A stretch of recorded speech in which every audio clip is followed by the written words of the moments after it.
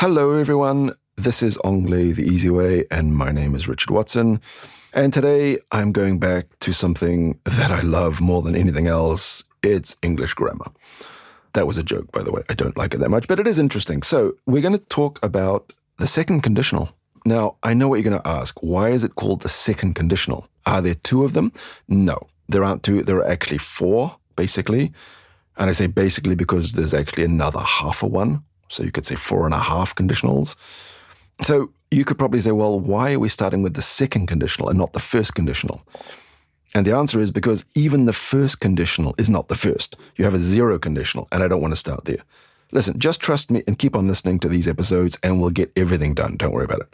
So the second conditional is a good place to start because it actually uses the conditional tense. Oh dear, I think people are starting to panic. Oh, the conditional tense. I know if you're a French person, the conditional is really difficult. A lot of French people mix up the future and the conditional simply because they sound the same. So the good news is that in English, the conditional is as simple as one word. What is the word? Well, it's would. And you probably know this already because I'm sure you know the expression, I would like a coffee. Or for business people listening to this, I'd like to make an appointment to see Mr. Smith. I would like. That's our conditional.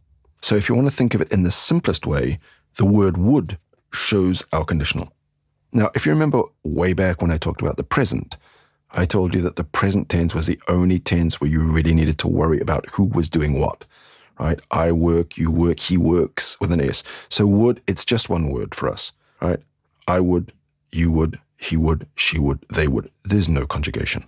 Just notice that we actually pronounce this word would and not would. There's no L in it. It's pronounced wood exactly in the same way as my table is made of wood. The same pronunciation. Now, the best news I've got for you is that English conditionals are virtually exactly the same as French ones.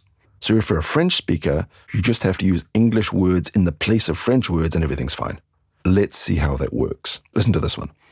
If I had more money, I would travel more. Now, you'll notice when we say that, it means I don't have more money. If I had more money, I would travel more. That's the thing about this conditional. It's for implausible or impossible or hypothetical things. It's for unlikely, impossible, hypothetical things, not just things which are kind of unlikely. Things, not things that might not happen. It could be things which really will never, ever happen. For example, if my house had legs, I would ask it to walk to the mountains so I could ski, right? So remember that by definition, that means my house does not have legs. So here's the structure. If plus the past simple, and on the other side, we put would. It's really as simple as that. If I won lotto, I would probably quit my job really quickly. If champagne was free, I would fill my swimming pool up and swim in it every day. Again, that's pretty hypothetical. Now, it's for hypothetical things and for kind of implausible things, but it can still be very useful. Listen to this one. Honey, if you were any more beautiful, my heart would explode. That's one for the guys. Tell your wife or your girlfriend, you'll get special bonus points for this one. Anyway, just remember to say it as if you mean it. And for the ladies, how about this one? If you died in a terrible accident and I had to remarry, no matter how handsome and rich and young my new guy was, I would never forget you, darling. That's pretty good. Use that one if you want. The ladies will understand what I'm talking about. This actually crushes a man's soul, but be careful with it. Anyway, I did say it was simple, but there's one thing I forgot to tell you. Listen to this one. If I were the Queen of England, I would probably be a zombie queen because she's dead. Okay, a strange hypothetical, I agree. But why did I say if I were and not if I was? Please notice this is only a problem for the verb to be. Every other verb, if I had, if you had, no problem. But if I was and if I were are both possible. Okay, there are 3 ways you can deal with this complexity. First one, just be a linguistic savage and just say, I don't care. I'm going to say if I was all the time. That's one way you could do it, right? Someone will correct you. Teachers will correct you. Don't worry, that's fine. A lot of English people do this. They say if I was all the time. And if someone does correct you, like a teacher or some kind of pedantic student, here's what you say. You say, if I was wrong, then I apologize to your language and to your culture and to your delicate sensibilities.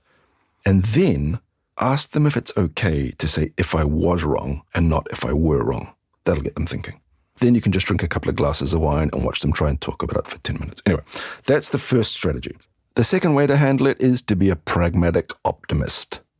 Basically, with this technique, you just say, if I were, but you use if he was, if she was, and if it was, and just leave it at that. Never say if I was. That works pretty well.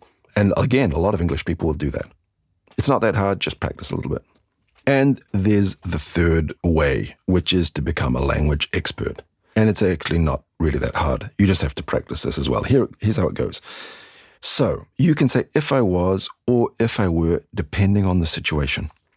If I was is the way we talk about things that could be true.